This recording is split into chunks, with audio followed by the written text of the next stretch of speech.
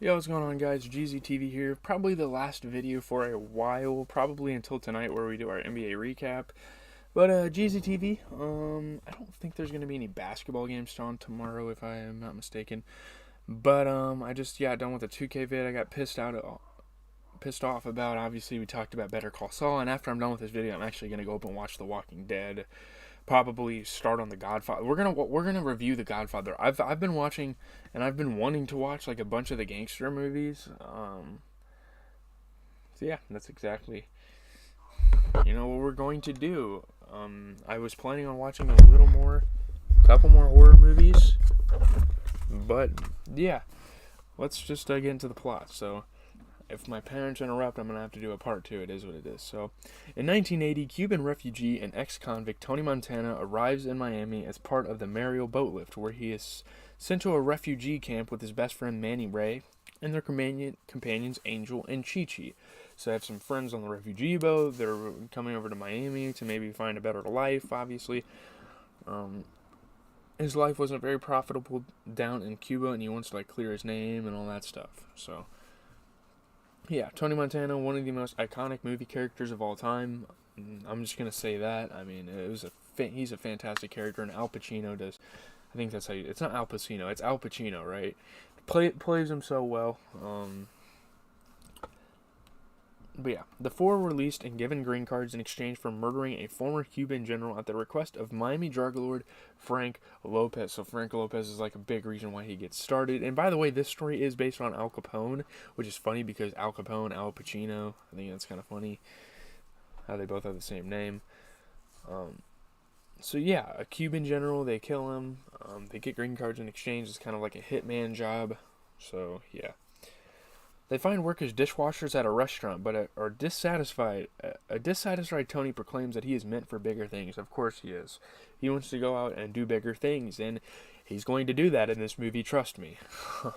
So Frank's right-hand man, Omar Suarez, sends the four to purchase cocaine from Colombian dealers. And Tony doesn't like the Colombians, but he's still going to go along with it. Money is money, bread is bread, right? So Tony and Angel are captured at gunpoint, and Tony is forced to watch Angel being dismembered with a chainsaw before Manny and Chi Chi rescue him. So already, one of his friends dies on the job. Now it's just Manny, Chi Chi, and Tony who are going to try to take over the world and try to become these drug lords, I guess, or make money any way they can. Any corrupt way they can, they're gonna make money. Any easy way, because obviously, Tony doesn't really have an education and stuff like that. So the three kill the Colombians and personally deliver the recovered drugs and money to Frank, suspecting that Omar set them up. So, yeah, that was probably smart of them. They're trying to know their way around here, and they make a pretty smart decision there. So during their meeting, Tony becomes attracted to Frank's trophy wife Elvira. We really know, as a drug lord, you can get a lot of women. So obviously this is just for show to show. A trophy wife is a trophy wife is pretty much showing that, hey, I get hot chicks, here we go, I live a normal life, pretty much. That's actually a term. But Tony and Manny begin working for Frank, so they get hired and stuff, they get sent on jobs, yada yada yada, all is going well. Later, Tony visits his mother and younger sister Gina, the latter of whom he is overprotective, which could be a good thing, but it all kind of crumbles down for him at the end. Really sucks for Tony. He goes through a lot in this movie. Disgusted by his life of crime, his mother throws him out. Don't come back again. You're a disappointing son. You're making dirty money. I don't want your money. Stuff like that. Manny is attracted to Gina, but Tony tells him to stay away from her, obviously being the overprotective brother he is. He doesn't want his fucking friend, of course, to get with his sister. I wouldn't either. I mean, that's kind of weird, let's be honest. Frank sends Tony and Omar to Cochabamba, Bolivia, to meet with cocaine kingpin Alejandro Sosa. So, yeah, to meet up with a bunch of big dogs, trying to make some deals, negotiate for Frank Lopez. During the meeting, Omar is unhappy when Tony negotiates a large deal without Frank's approval. And Omar's his right-hand man. He knows that Frank's not going to be happy. Tony doesn't give a fuck. He's a go-getter, which is very respectable, and he wants to go get, he wants to get these deals. He wants to get the maximum out of everything, which is great, right? It's a good attitude. Sosa later has his men hang Omar from a helicopter, telling Tony that he was a police informant and that Frank has poor judgment. So, Frank, being kind of like a rookie in this all, hired a guy that was like a snitch, pretty much, like a rat. So, he was a former rat, I guess. I mean, he still probably could be. Holy shit, my camera just blurred all to all hell. But, yeah. Hangs him from a helicopter. Like it was pretty fucking brutal. I mean, he was literally hung from a helicopter by a noose. I've never seen that in a movie before, but here we are. This movie has a lot of things I've never seen in a movie before. It's one of a kind. I mean, there's obviously some cliche gangster movies out there, but this one really takes its own path. I think it's really cool, and obviously it's based on a true story. So, yeah. Tony vouches for Frank's organization. Sosa takes a liking to Tony and agrees to the deal, but warns Tony to never betray him. Or else, I mean, obviously he probably has like a cartel he could fucking send for Tony. Seeing that Frank is infuriated by Omar's death and the size of the deal with Tony, Tony sets up an independent cocaine operation. He realizes he's gotten a big enough rep, he's gotten a big enough game in the industry that he can now go out and get his own deals because people see what he's doing for Frank and they're like, okay, if you want to launch your own thing, that's cool. He realizes that Frank's not the guy for him. He's kind of a fool, in all honesty. Yeah. Mel Bernstein, a corrupt police detective on Frank's payroll, accosts Tony at a nightclub and attempts to extort money from him in order for police protection. So Frank is a fucking rat himself. So he's trying to get guys like to frame Tony, for leaving him. Tony spots Gina fraternizing with a man and beats them both when he sees him grope her, like grab her ass and shit. So yeah. Obviously, overprotective brother. It doesn't backfire here, but you'll see later in the movie how it does. Hitmen then attempt to kill Tony, who escapes with a bullet wound. Obviously, we saw at the end of the movie all the built-up adrenaline in his body from all those guys. We're going to get to that, one of the most iconic scenes in film history. So, he confronts Frank and Bernstein, certain that they orchestrated the attack. Frank confesses involvement at gunpoint and begs for his life, but Tony and his men shoot him dead before proceeding to kill Bernstein. So he kills all these people that have downed him in his life. He's like, I'm not having this shit anymore. We got to keep going with our operation and whatnot. Yeah. Tony marries Elvira and becomes the distributor of Sosa's product, using his profits to build a multi-million-dollar business empire and construct a large, heavily guarded estate. So yeah, Tony's pretty much made it now at this point. Like, he's like a big kingpin. People go to him for certain things, obviously. Like, he has hitmen, he has security, he has all these type of people working for him. So it's seeming like he's like on top of the world right now. All good things have to come to an end, and we will get to that. So, in 1983, actually, when the movie was made, a money laundering sting operation by federal agents results in Tony being charged with tax evasion and facing a prison sentence. So pretty much the police like fool him into like buying into this like fake money shit. They're like laundering money, a sting operation, like setting him up, framing him, which is some op shit. Obviously, that's why it's fuck 12, I guess, till it's backwards. No, I'm just kidding. I'm kidding. Sosa offers to use his government connections to keep Tony out of prison, but only if Tony helps kill an activist intending to expose Sosa's drug operation. So Sosa's on the phone. He's like, look, I can get you out of prison, but if you just got to take care of this guy that's been a big problem to me, obviously. A snitch. Kill a snitch. Snitches get stitches, and even get put in the grave sometimes. During dinner at an upscale restaurant, Tony accuses Manny of causing his arrest and Elvira of being an infertile junkie, prompting Elvira to leave him. So now he has lost the girl. Things are starting to kind of crumble down for Tony. Kind of a funny moment. He's like walking drunkenly around. I gotta be the bad guy, eh? I gotta be a bad guy. It's funny. If I watch too many of these gangster movies, I'm going to start talking like them. So, Tony travels to New York City to assassinate the activist. He's obviously, like, carrying out this plan because he wants to be free of the feds. The federales, as they say in Spanish.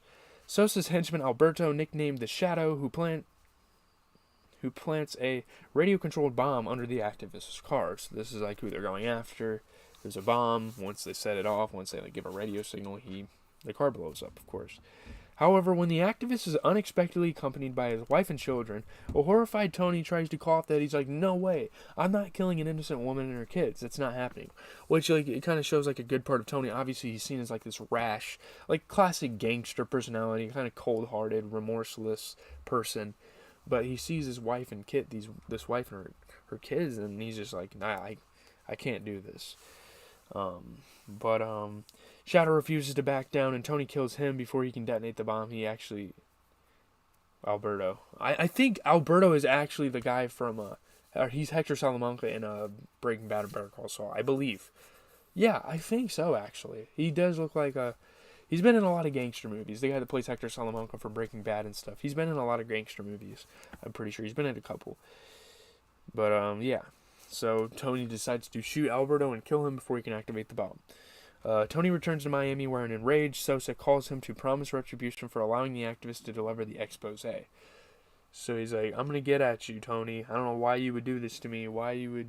I mean, it's his wife and kids. We don't care about them. Like, we need to kill this guy so we can stop snitching. He can't snitch. At his mother's behest, Tony tracks down Gina and finds her with Manny. In a fit of rage, Tony shoots Manny dead, only to learn that Gina had just married him. So very heartbroken. Oh, man. It's just starting to crumble down for Tony. He kills his friend. He loses his girl.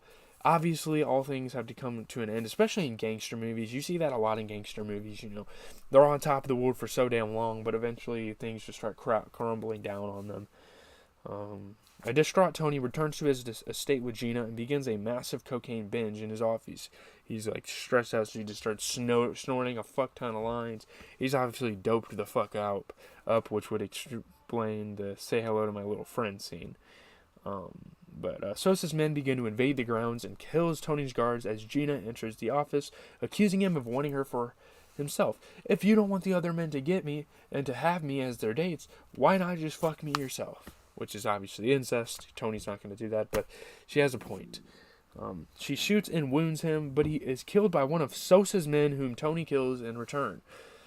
Tony would have rather him died than his sister, but again, the world is just falling on him. He loses his sister, he loses his best friend, he loses his wife. Everything is just going to shit for this man. Tony deploys a grenade launcher-equipped rifle against the invaders, killing many of them, but suffering multiple gunshot wounds, which is where "say hello to my little friend" happens. He continues to taunt them until the Skull, Sosa's top lieutenant, kind of like a spy guy, like surveilling the building and like sneaking around and killing and planning to kill him. He climbs up to the office and fatally shoots him in the back. So now he falls into the pool. Yeah, very iconic. This movie is very fucking iconic. Tony falls off the balcony and lands in a pool. At the base of a statue bearing the motto, "The world is yours." A message Tony had earlier seen displayed on a blimp and taken as inspiration. Oh man, this movie is beautiful. The way it ends is so fucking beautiful. I don't even know what to say. It's like very, like, it's almost like tears of joy good. Like, it's a really good fucking movie. This is one of the best movies I've ever seen. I've seen a lot of classic movies on this channel, but this one is just fucking amazing. This movie's awesome. The World Is Yours is, by the way, where Nas got the album title from, which I just found that out after watching the movie. But let's get into the reception, like the critical stuff, and then we can end this video. Some people didn't like this movie at first. And like its violence, the profanity language, obviously at the time wasn't very normal. People were a little more proper. Obviously there were some sailor cussers out there, but you know, some people said it was empty, bullying, overblown, a B movie. Now you look at these reviews and you laugh because this is now seen as one of the best gangster movies and possibly one of the best action / movies overall ever. Like, this movie is awesome. You know, like the notorious chainsaw scene was kind of disgusting. I understand that, but obviously, this was I guess it wasn't before the slasher era, because the slasher era and horror was kind of taking place there. You guys are great, but be prepared because they're going to hate it in Hollywood because it's about them. That's kind of like, that's what Scorsese said about this film. 4 stars. It was 4 out of 4 on by Roger Ebert, who's like a very infamous like negative reviewer of movies, but he gave it a perfect review.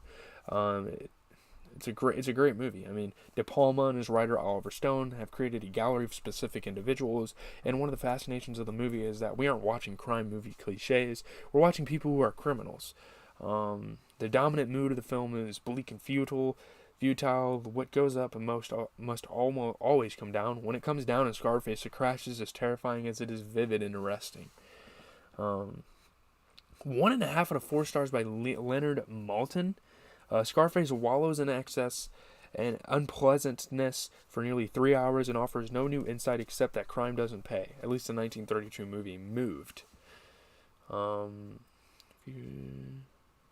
The film's newfound popularity as a cult classic was, I don't know, it's weird. If Scarface makes you shudder, it's from what you think you see and from the accumulated tension of this feral landscape. It's a grand, shallow, decadent entertainment which, like all good Hollywood gangster movies, delivers the punch and counterpunch of glamour and disgust. For a while, Al Pacino is hypnotic as Montana, but the effort expended on the flawless Cuban accent and the attempts to flesh out a character cut from inch-thick cardboard are hopeless. Isn't Al Pacino, like, is he, like, Italian? I don't know.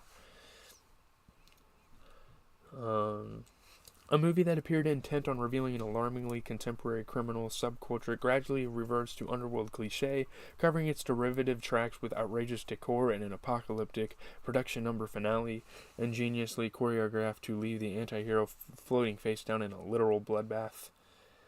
81% on Rotten Tomatoes, 69 reviews, 7.5 out of 10. Director Brian De Palma and star Al Pacino take it to the limit in the stylized, ultra-violent, and eminently quotable gangster epic that walks a thin white line between moral drama and celebratory excess. 6.5 out of 10 on Metacritic, generally favorable movie by most. But yeah, that's all I have for this movie. I think this movie's fantastic. I don't know where the negative reviews came at the start. I guess people didn't like violence and profanity. It's a damn gangster movie. Like, these people clearly don't watch a lot of gangster movies because there's a lot of fucking swearing in gangster movies. So, yeah, it is what it is. Yeah, I gotta hang out with my friends.